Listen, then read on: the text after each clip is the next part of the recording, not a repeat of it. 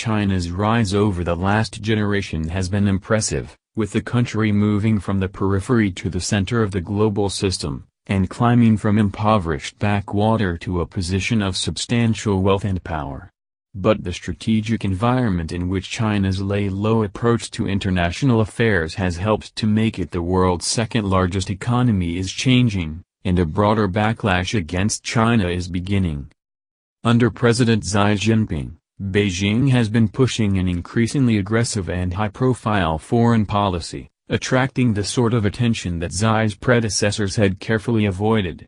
Now, countries that only a few years ago welcomed Chinese investment and engagement are beginning to mobilize against Chinese influence.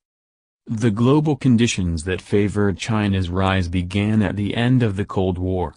With the fall of the Soviet Union, the West in general and the United States in particular were eager to bring additional countries into the world order they felt they had created.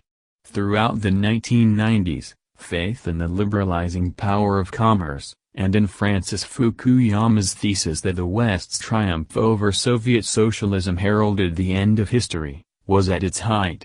As a consequence, concerns about China's autocratic model were largely shelved in Western capitals.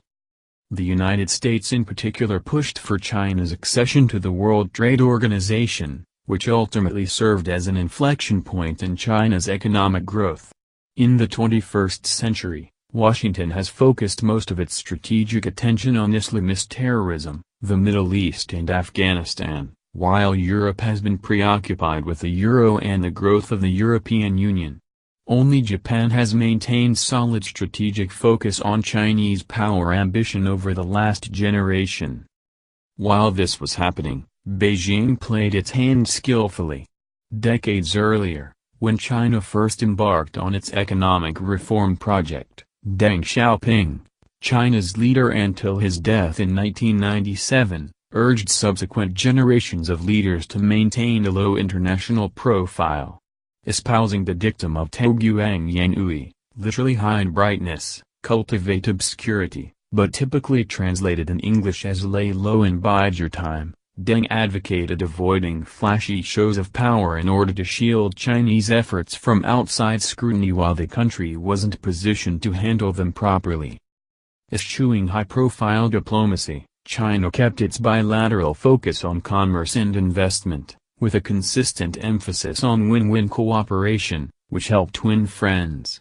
At the United Nations, Chinese diplomats generally allowed Russia to take the lead in disputes over Western activities. During the global backlash against the Iraq War, Beijing was able to present itself favorably, even launching the China-Europe Strategic Partnership in 2003, allegedly to create an alternative to American unipolar power. The creation of the BRIC Forum for Emerging Economies in 2009 extended this argument of China the reliable partner to developing countries outside the West. Throughout this period, and despite its growing wealth and power, Beijing was able to cultivate just enough ambiguity about its intentions to frustrate skeptics in its partner countries. From Australian mines to Confucius Institutes in Western universities, the expansion continued. The last 5 years upended nearly all of this in very short order. Indirect diplomatic suggestions have been swapped for attention-grabbing proposals, strategic ambiguity has been abandoned for international military bases, high-profile drills, showy parades and standoffs with neighboring countries. Fueled by large state-subsidized loans, large Chinese firms were sent on international buying binges, scooping up the Waldorf Astoria in New York City and a series of famous brands such as GE and Volvo, prompting fears among some Western legislators that the acquisitions might give a Chinese government influence over crucial commercial assets. In Africa too, there is increasing concern that China's investments on the continent are less about partnership and investment than they are about Beijing trying to win naked political influence, and importing unfair labor practices, in resource-rich countries. After solidifying his control over the Chinese Communist Party in late 2017, Xi appears to have accelerated these changes. The Communist Party's United Work Front division has begun to enforce guidelines on the behavior of Chinese university students studying overseas. In September, Chinese scholars at the University of California, San Diego, said that a branch of China's Ministry of Education had frozen their funding after the university invited the Dalai Lama to speak at its commencement ceremony, a measure interpreted as part of Beijing's efforts to suppress viewpoints contrary to Communist Party dogma. And finally, Xi Jinping's signature One Belt, One Road infrastructure initiative, a catch-all term for hundreds of millions of planned outbound investment, has recently led to China seizing ownership of a port in Sri Lanka after local entities defaulted on the extremely onerous terms that China had demanded. The local outcry was substantial, putting further China-Sri Lanka cooperation in the crosshairs and serving as a warning to other countries receiving Chinese investment. Where China had chosen for the last generation to cultivate an image of itself that stood for partnership and resistance to Western imperialism, Xi Jinping has now tossed it out in favor of an image of a proud, swaggering great power that evinces little concern for how its actions are perceived abroad.